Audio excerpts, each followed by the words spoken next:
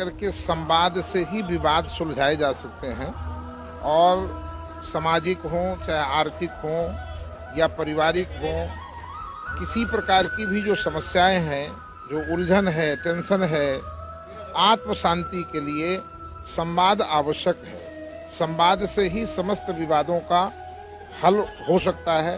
तो YouTube संवाद नहीं स्थापित कर सकता। YouTube में थोड़ा सा 10 मिनट कथा चलने के बाद कोई प्रचार आ जाएगा, ध्यान भंग हो जाएगा। इसलिए हमारे यहाँ प्रत्यक्ष श्रवण करने की विधि है कि सामने मुखारबिंद से श्रवण करने का जो फल है वो YouTube में श्रवण करने का फल नहीं है। इसलिए ये कार्यक्रम जो है प्रत्यक्ष श्रवण करने का ही लाभ होता है, इसलिए कार्यक्रम आयोजन किया जाता है। यदि आयोजन ही नहीं होगा तो YouTube में कहाँ से लोड हो जाएगा। हमारी जानकारी में आया गंगापुर सिटी में आपकी 6वीं या 7वीं कथा है। जी जी। तो अभी तक पूरे भारतवर्ष में आपकी कितनी कथाएं? पूरे भारतवर्ष की यदि भागवत कथा, राम कथा, शिव पुराण, देवी भागवत आदि की कथाओं को यदि पूरा जोड़ा जाए तो लगभग 635 के आसपास लगभग कथा। ये 635 36वीं कथा है। 636 नंबर की कथा ये यहाँ गंगापुर सिटी में होने जा रही है।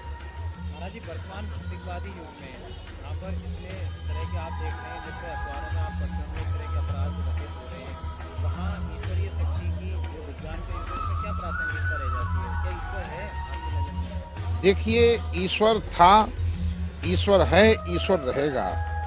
ईश्वर के बिना तो कुछ भी नहीं है। आप ये देख लीजिए कि इतना बड़ा पंडाल लगाने के लिए इसमें पिलर लगाए गए, परंतु इतना बड़ा आकाश मंडल है, इसमें कहीं पिलर है?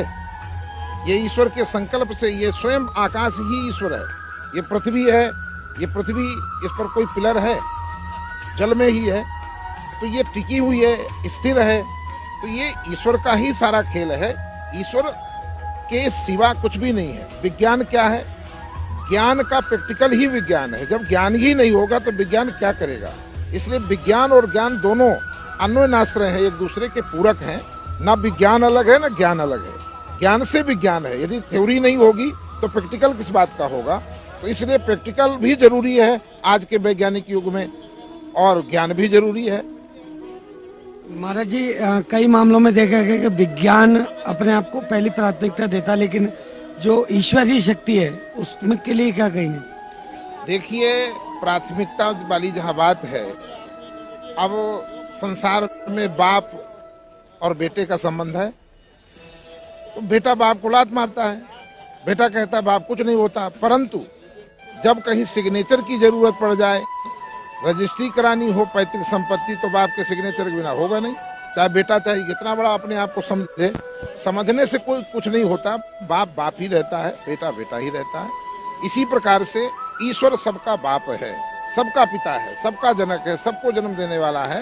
तो ईश्वर ईश्वर ही है और उसके संतान संतान ही है। तो जीव जीव जीव कभी ब्रह्म नहीं हो सकता। ब्रह्म जो है ब्रह्म ब्रह्म ही है। महाराज जी, कई बार देखा जाता है कि जैसे कि एक महाभारत में एक श्लोक है, यदा यदा ही धर्मस्य ग्लानिल भवति भारत अभ्युत्थानम धर्मस्य तदात्मानं सृजाम्यहम्। श्री कृष्ण भगवान ने ये कहा था, इसका सही औचित्य क्या है? देखिए, यदा यदा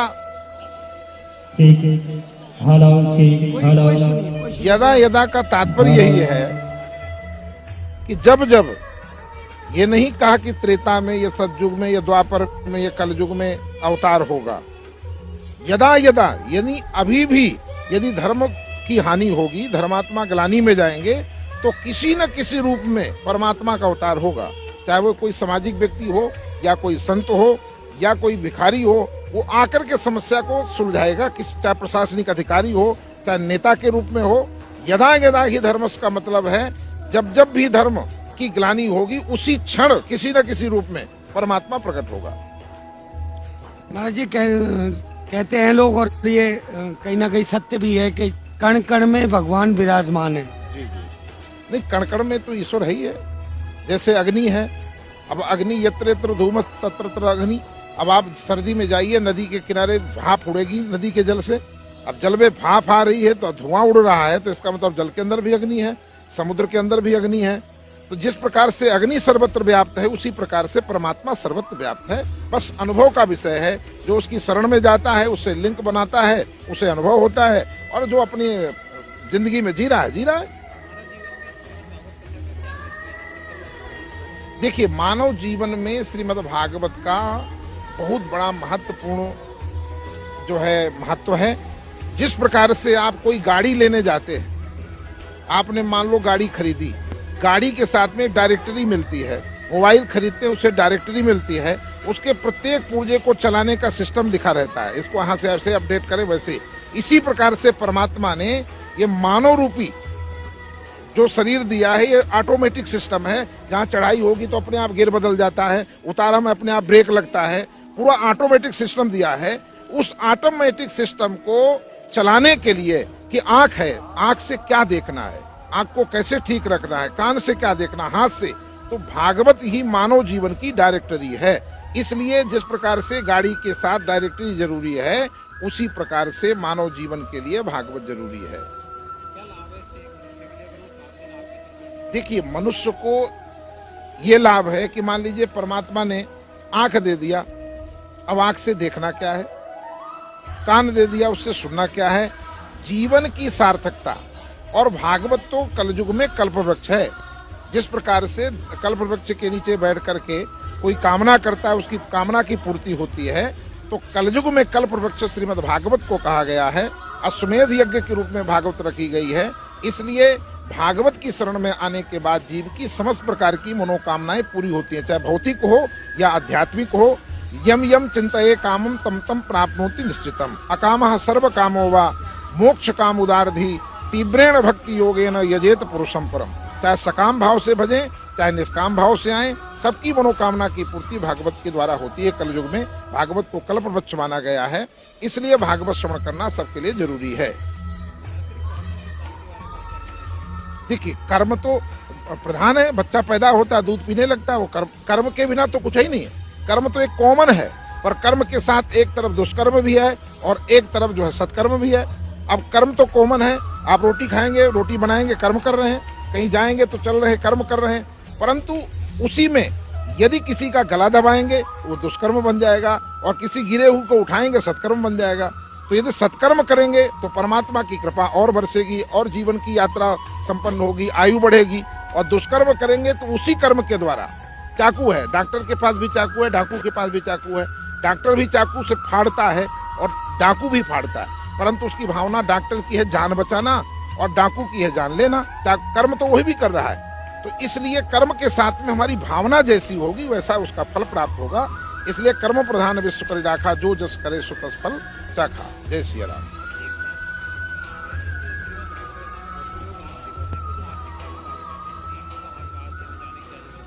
देखिए, आपने बहुत अच्छा प्रश्न किया है। इस संसार में वैसे तो कोई नास्तिक है ही नहीं, कहीं न कहीं उसकी आस्था है, चाहे वो निर्गुण को माने चाहे सगुण को माने। ऐसा कोई भी व्यक्ति नहीं है जो नास्तिक हो। आस्तिक तो सभी हैं, बस आस्था का परिवर्तन है। उसकी आस्था कहीं लगी है, हमारी आस्था कहीं लगी है। नास्तिक इस संसार में कोई नहीं है। इसलिए आस्तिक और नास्तिक दोनों का समन्वय भागवत उसमें भगवान की प्रतिष्ठा करती है, जिससे जीव भावुक होता है और ये भावना का विषय है। इसलिए भाव के साथ श्रवण करने से सारी समस्याओं का निदान होता है। और जो नास्तिकता, जिनकी भावना संसार में जुड़ी हुई है, वो भी आस्तिक होकर परमात्मा की ओर जुड़ जाते हैं। इसलिए भागवत में दोनों आते हैं। देखिए, भगवान का भजन 3 प्रकार के जीव होते हैं। एक तामसी होता है, एक राजसी होता है, एक सात्विक होता है। तो सात्विक वो है जो बैठ करके ध्यान लगाता है, सहज में भगवान को प्राप्त करता है। जो राजसी है वो थोड़ा सा भगवान को मंदिर में जाता है, पूजा करता है, वो काम धंधे करता है, फिर शाम को मत्था टेक लेता है, रजोगुण के अंदर आ गया। पर एक तामसी है जो कभी मत्था ही नहीं टेकता। उसे कहो कि तुम टीका लगा लो, नहीं लगाएगा। उससे कहो माला जपो, कहते नहीं। परंतु कथा एक ऐसा साधन है, उसको साथ में ले आओ, वो बैठ जाएगा, उसको भी अच्छा लगेगा, गुनगुनाएगा। कथा ऐसा है कि जो तीनों प्रकार के जीवों के लिए फलदायी है। विषयन कहा हरि पुण्य हरि गुण ग्रामा, श्रवण सुखद मन अरु अभरामा। कथा में बैठते ही जो आराम से नींद से सो जाते हैं, तो समझो वो तामसी है। क्योंकि तामसी व्यक्ति को नींद की गोली लेनी पड़ती है, सो नहीं सकता। परंतु कथा नींद की गोली से भी ऊपर काम करती है। जैसे वो बैठेगा, नींद की गोली खाने पर बेड में नींद नहीं आएगी, परंतु यहाँ बैठते सो जाएगा, क्योंकि मन की शांति ही नींद है। तो उसे भी मन की शांति मिल रही है, मन की शांति मिलेगी, नींद आएगी। इसलिए कथा सबके लिए लाभकारी है। सदा सेव्या श्रीमद् भागवती कथा यस्य श्रवण मात्रेण हरिश्चित्तम समाश्रयेत्। इसलिए सबको श्रवण करना चाहिए, चाहे वो विषयी हो, चाहे साधक हो, चाहे सिद्ध हो, सबके लिए लाभकारी है कथा।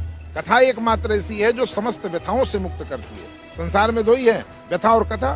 जो फालतू की चर्चा करोगे वो व्यथा है, व्यर्थ की बातें हैं, और जो अर्थ की चर्चा करोगे वो कथा है। आंख का अर्थ है दर्शन, कान का अर्थ है श्रवण, हाथ का अर्थ है सेवा, पैर का अर्थ है परिक्रमा, शीश का अर्थ है प्रणाम। जब अर्थ की चर्चा होगी वो कथा बन जाएगी, और जो व्यर्थ की चर्चा होगी वो व्यथा बन जाएगी। इसलिए व्यथा से मुक्त होने चाहते हैं तो कम से कम कथा का आश्रय लें। जय श्री राम। सर, महाराज जी गंगापुर सिटी वासियों के लिए यहाँ से लाइव प्रसारण भी कर रहे हैं, आपके चैनल के द्वारा भी किया जा रहा है और हमारे चैनल के द्वारा भी किया जा रहा है। गंगापुर सिटी वासियों के लिए क्या कहना चाहेंगे? देखिए, गंगापुर सिटी वासियों के लिए तो मैं यही कहना चाहूँगा, वैसे तो ये गंगापुर है और गंगा ऐसा तीर्थ है जिसको घर घर लेके जा सकते हैं। आप हरिद्वार को लाना चाहो तो नहीं ला सकते, चित्रकूट को लाना चाहो नहीं ला सकते, अयोध्या को लाना चाहो नहीं ला सकते हो, पर गंगा ऐसा तीर्थ है, गंगा को ला सकते हैं। इसलिए गंगापुर वासी स्वयं अपने आप में पुण्यात्मा है, पवित्रात्मा है, अमलात्मा है, विमलात्मा है।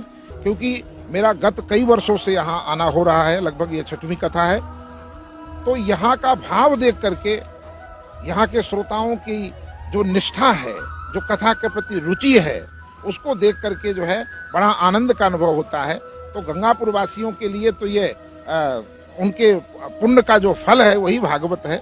इसलिए बड़े पुण्यात्मा हैं।